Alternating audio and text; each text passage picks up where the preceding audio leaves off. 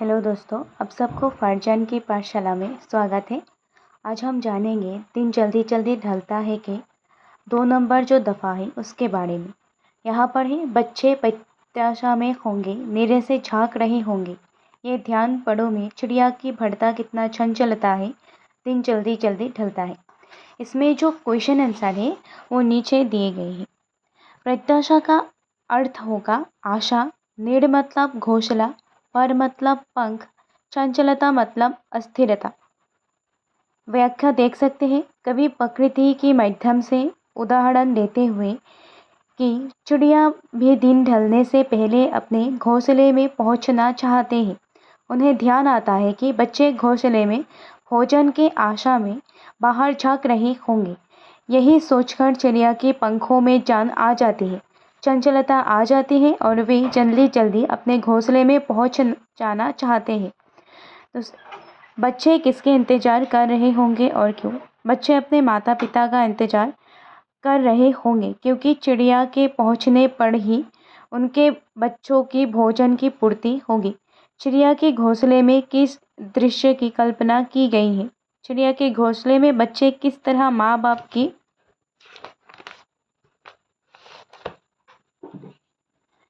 प्रतीक्षा में अपने घोंसले से झांक रहे थे, उसी दृश्य की कल्पना की गई है।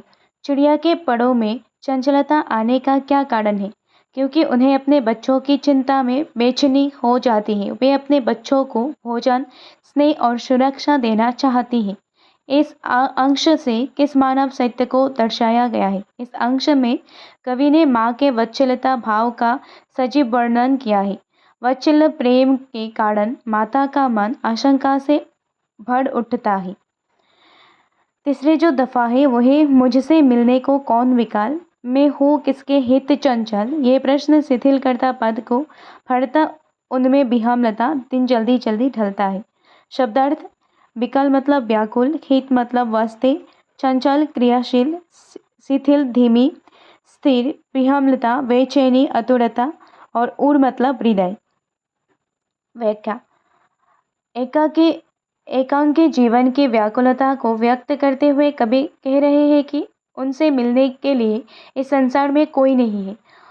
इस संसार में वे अकेला है। उनके लिए कोई उत्कंठा से प्रतीक्षा नहीं करता, तो वो भला किसके लिए जल्दी जल्दी घर जाए? कवि के मन में ये प्रश्न आती है और उनके पैर स्थिर हो जाते हैं। हृदय व्याकुल से भर जाते हैं। दिन ढलने से ही रात हो जाएगा और उनको एकांकीपन तथा प्रिया के वियोग से मन अशांत कर देते हैं। काव्य सौंदर्य में है मैं चंचल, मैं हूँ किसके ही चंचल में हम देख सकते हैं किस अलंकार का प्रयोग हुआ है। यहाँ पर चंचलता में प्रश्न अलंकार का प्रयोग हुआ है। कवि के मन में कौन सा प्रश्न उठता है? कवि के मन में निम्नलिखित प्रश्न उठते हैं। उनसे मिलने के लिए कौन उत्कंठित होकर प्रतीक्षा कर रहे हैं? वो किसके लिए चंचल होकर उत्साही होकर अपना कदम बढ़ाए? कवि के व्याकुलता का कारण क्या है? कवि के हृदय में व्याकुलता है क्योंकि वो अकेला है। प्रिया अर्थात अपनी पत्नी कि वियोग की वेदना इस व्याकुलता को और बढ़ा देता है। कवि के कदम शिथिल क्यों हो जाते हैं? कवि अकेला है, उनके इंतजार करने वाला इस संसार में कोई नहीं है। किस कारण? उनके मन में भी कोई उत्साह नहीं है और वो जीवन में आगे बढ़े, इसलिए उनके कदम शिथिल हो जाते हैं। मैं हूँ किसके हित चंचल का भाव स्पष्ट करो। कभी अपनी पत्नी से दूर होकर एकांकी जीवन बिता रहा है। उनकी प्रतीक्षा करने वाला कोई नहीं है, इसलिए वो किसके लिए बेचैन होकर घर जाने की चंचलता दिखाए। इसी बात का चित्रण इस पंक्ति के द्वारा की गई है। पथ, मंजिल और रथ शब्द किसके प्रतीक है? पथ, मंजिल और रथ शब्द क्रमशः मानव जीवन के संघर्ष, परमात्मा से मिलने की जगह और मित्र के प्रतीक है।